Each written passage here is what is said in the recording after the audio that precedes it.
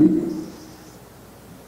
l'attractivité, concept polymorphe, est communément conçu vis-à-vis des entreprises comme la capacité d'un territoire quelconque à fournir,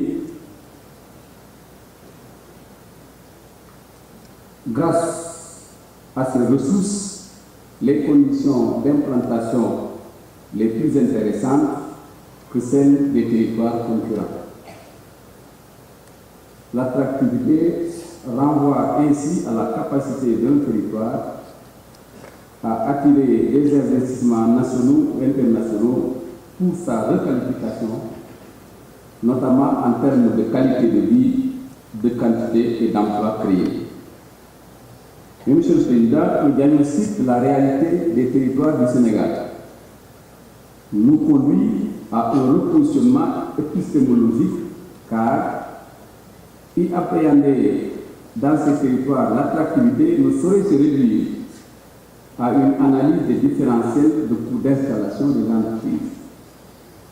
Voilà qui nous amène à introduire une dimension prenant en compte des variables telles que les potentialités naturelles locales, le niveau technique du capital humain, la qualité des équipements et des infrastructures, les politiques locales de développement territorial, la qualité du cadre de vie ou encore l'environnement des affaires.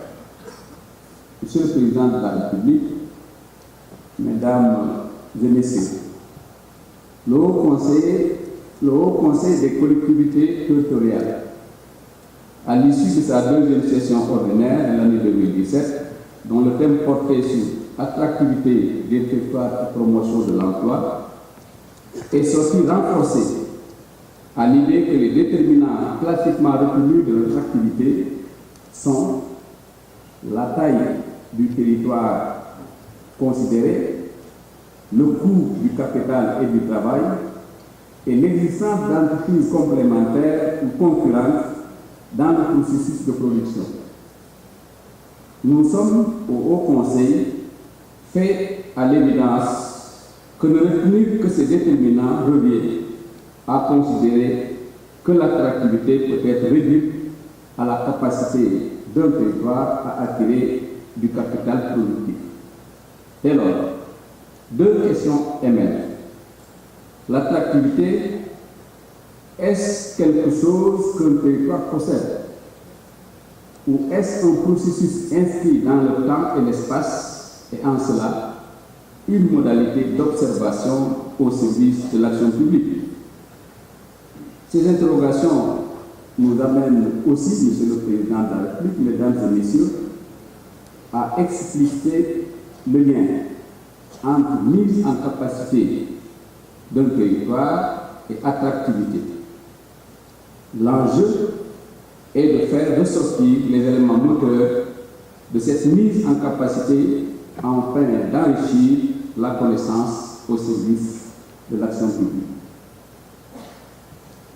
Avec vous, Monsieur le Président de la République, le temps est arrivé pour le Sénégal d'entrer de plein pied dans l'ère de la transformation des produits de ces divers écosystèmes.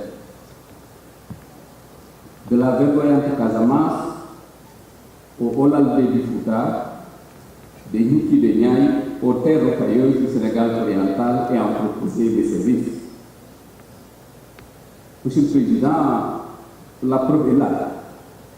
Car depuis 2012, vous avez mis en œuvre un vaste programme, on l'a rappelé tout à l'heure, de rattrapage, à travers notamment le PUDC, le climat, et plus récemment Promovi, afin de renforcer la structure des territoires.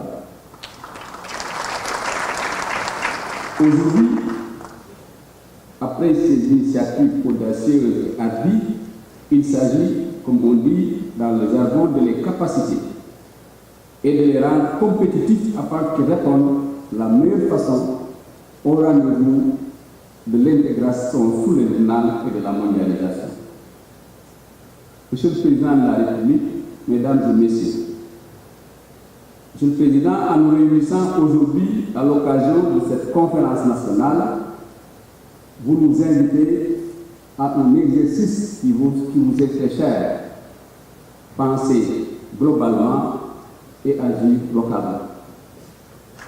Dans le cadre de la décentralisation et de l'aménagement du territoire, un tel rapport du global au local épouse un sens conceptuel et stratégique bien précis. Agir sur le territoire pour le rendre viable et attractif, mais tout en veillant au respect des équilibres qui structurent l'ensemble des territoires dans leur diversité et dans leur spécificité. Comment promouvoir l'attractivité des territoires en tenant compte de ces deux constantes, à savoir, d'une part, la préservation de l'unité nationale et la cohérence territoriale, et d'autre part, la valorisation du territoire dans ce qu'il a de plus spécifique. Telle est la question centrale qui interpelle tous les acteurs engagés dans la décentralisation et le développement territorial, y compris bien sûr l'État. Mais c'est là aussi tout le sens que nous donnons à cette démarche de nouvelle politique de développement et d'aménagement du territoire, amorcée dans notre pays avec la victoire de la décentralisation qui, tel que voulu par le chef de l'État, vise à renforcer le pouvoir des collectivités en consacrant la territorialisation comme levier de performance des politiques publiques.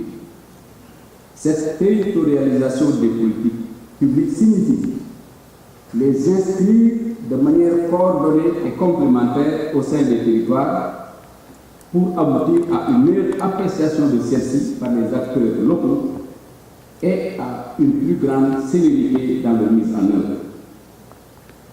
Dans notre entendement, la territorialisation des politiques publiques constitue un vecteur du développement territorial, qui lui-même est une demande de mobilisation des acteurs locaux pour l'élaboration et la mise en œuvre d'un projet commun à un territoire donné en vue de le construire durablement.